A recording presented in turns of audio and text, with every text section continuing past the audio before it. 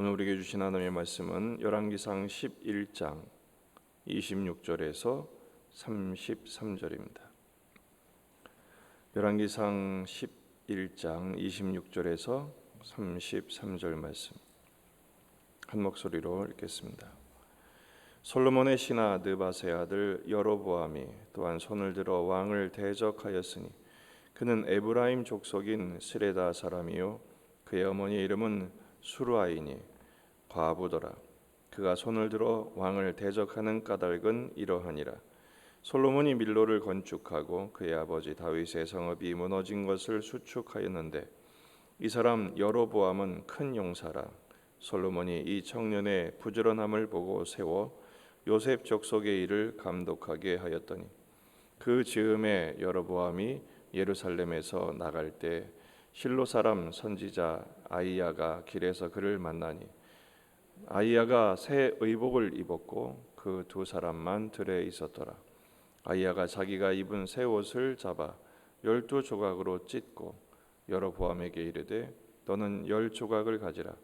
이스라엘의 하나님 여호와의 말씀이 내가 이 나라를 솔로몬의 손에서 찢어 빼앗아 10지파를 내게 주고 오직 내 종 다윗을 위하고 이스라엘 모든 지파 중에서 택한 성읍 예루살렘을 위하여 한 지파를 솔로몬에게 주리니 이는 그들이 나를 버리고 시돈 사람 여신 아스다롯과 모압의 신 그모스와 암몬 자손의 신 밀곰을 경배하며 내 아버지 다윗이 행함같이 아니하여 내 길로 행하지 아니하며 나 보기에 정직한 일과 내 법도와 내 율례를 행하지 아니함이니라. 아멘.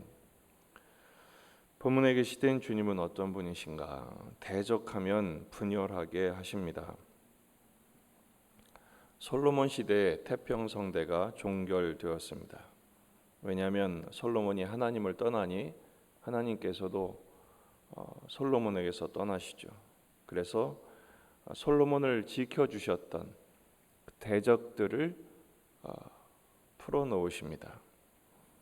그러자 어제 묵상한 것처럼 하닷이 대적합니다.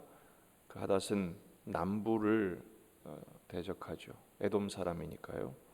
또 르손이 나타나 수리아의 다메섹 왕이 됩니다. 북쪽에서 솔로몬을 시달리게 합니다. 괴롭히죠.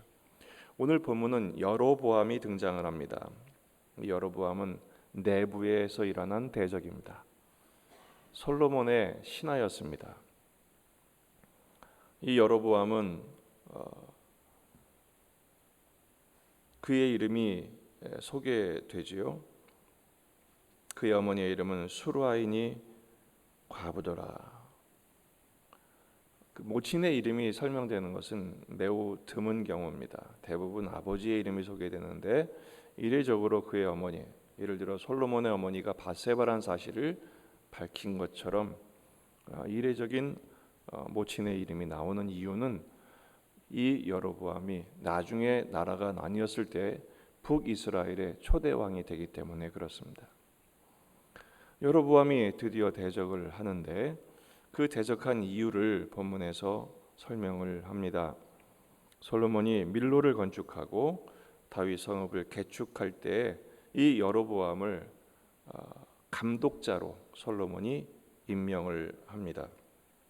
왜냐하면 28절에 이 사람 여로보암은 큰 용사라 솔로몬이 이 청년의 부지런함을 보고 세워 요셉 족속의 일을 감독하게 하였다라고 소개되어 있습니다. 큰 용사였고 부지런했죠. 사람 됨됨이가 쓸만했다라는 것입니다. 그런데 솔로몬이 그래서 믿고 세웠는데 그 믿는 도끼에 발등을 지켰다라는 것이죠. 선지자 아이야가 등장합니다. 이 사람은 실로 사람이었는데 새 옷을 입었다. 이 새 옷이 왜 이렇게 중요하냐? 아이야가 퍼포먼스를 하죠. 자기 새 옷을 12조각으로 찢습니다. 그리고 여로보암을 만나서 이 10조각을 가져라. 하나님이 이 10조각을 내게 주고 솔로몬의 손에서 찢어서 빼앗아 10조각을 너에게 주고 한 조각은 솔로몬에게 준다라는 행동 예언을 합니다. 그렇게 하시는 이유가 33절에 소개되어 있습니다. 이는 그들이 나를 버리고 시돈 사람의 여신 아스다롯과 모압의 신 그모스와 암몬 자손의 신 밀곰을 경배하며 우상을 숭배한 거죠. 하나님을 배신하고 우상을 숭배하며 그의 아버지 다윗이 행함같이 아니하여 내 길로 행하지 아니하며 나 보기에 정직한 일과 내 법도와 내 율례를 행하지 아니함이니라. 이게 바로 솔로몬의 죄입니다. 결국 하나님을 버리고 우상을 숭배하며 그 우상을 숭배하기까지 돈을 사랑하고 말을 수집하고 여인들을 사랑했죠. 하나님이 하지 말라는 것만 골라서 청개구이처럼 그렇게 하더니 결국 내 길을 떠났다. 하나님 보시기에 정직하지 못했고 순종하지 않았다. 그래서 두 가지를 예언하죠. 첫째, 열지파는 내게 준다. 31절에 솔로몬의 손에서 찢어 빼앗아 열지파를 내게 주고 그랬어요. 이스라엘이 결국 나뉘는 과정을 본문에서 소개합니다. 범죄한 인간은 그 인간의 역사는 분쟁과 분열의 역사라고 해도 과언이 아닙니다. 결정적으로 가인과 아벨이 나뉘지요.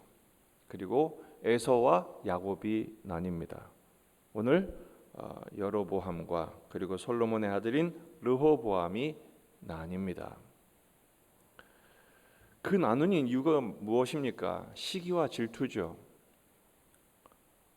그리고 미워합니다. 하나님을 떠나니 사랑하는 마음을 잃으니 사랑할 능력이 없습니다. 그래서 시기하고 질투하고 다투는 것입니다.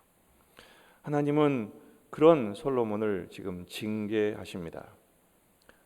솔로몬에게 직접 말씀하셨죠. 그런데 이번에는 아히야를 통해서 다시 말씀하십니다. 이미 징계는 진행 중인 것이죠. 그리고 여로보암을 대적하게 하십니다. 대적하다는 말이 무슨 단어라고 그랬죠? 사탄. 대적하는 사람이 되게 하시는 것입니다. 이 징계는 동시에 회개를 촉구하는 하나님의 메시지입니다. 왜냐하면 솔로몬이 이 일을 알고 있습니다. 솔로몬이 강력한 제국을 이루고 있었기 때문에 그의 정보력은 대단하죠. 뿐만 아니라 나중에 여로보암이 자기 입으로 떠들고 다녀요. 그러니까 이 소식이 솔로몬에게 들립니다. 왜 솔로몬에게 들리게 하셨을까요? 하나님께서 솔로몬에게 우회적으로 다시 촉구하시는 겁니다. 회개해라. 이건 하나님이 하는 일이다. 그리고 반드시 너의 나라가 나뉠 것이다. 열 조각은 뺏길 것이다. 그러나 솔로몬은 회개하지 않습니다. 돌이키지 않습니다. 잡아 죽이려고 합니다. 지금 누구처럼 되고 있습니까? 사울처럼 되고 있습니다. 그리고 여로보암은 애굽으로 도망을 해서 애굽 왕 시삭에게 보호를 받습니다. 다윗도 잘못한 적이 있습니다. 하지만 다윗은 회개하죠. 하나님이 회개하니 그를 품으십니다. 그러나 솔로몬은 결코 회개하지 않습니다. 고집을 부리죠. 그렇게 되니까 하나님이 사울처럼 되게 하시고 결국은 흩어버리십니다. 오늘 말씀을 통해서 우리가 깨달을 게 이겁니다. 하나님, 우리는 하나 되게 하옵소서. 이게 우리에게 주신 하나님을 사랑함의 증거가 하나 되는 것입니다. 형제가 하나 되고 가족이 하나 되고 교회가 하나 되어야 합니다. 하지만 세상은 어떻습니까?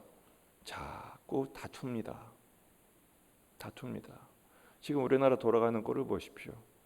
오른쪽이든 왼쪽이든 싸우기 여념이 없습니다. 왜냐하면 자기를 드러내야 하니까요. 거기에는 사랑의 리더십, 통합의 리더십이 안 보입니다. 나라가 불행한 것입니다. 이것을 위해서 우리가 기도해야 합니다. 두 번째는 한 지파는 남긴다는 말씀입니다.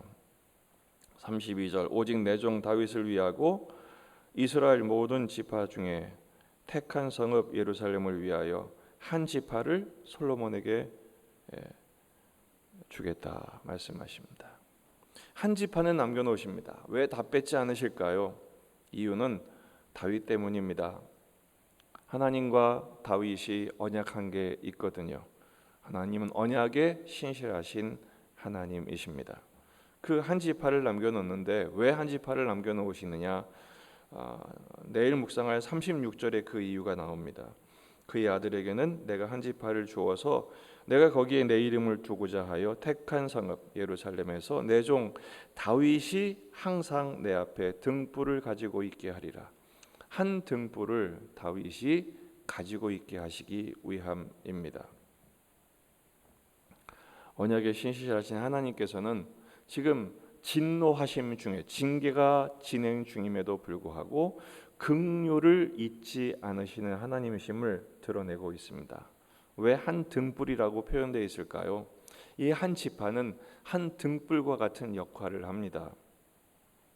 이사야 9장 2절 흑암에 행하던 백성이 큰 빛을 보고 사망의 그늘진 땅에 거주하던 자에게 빛이 비치도다.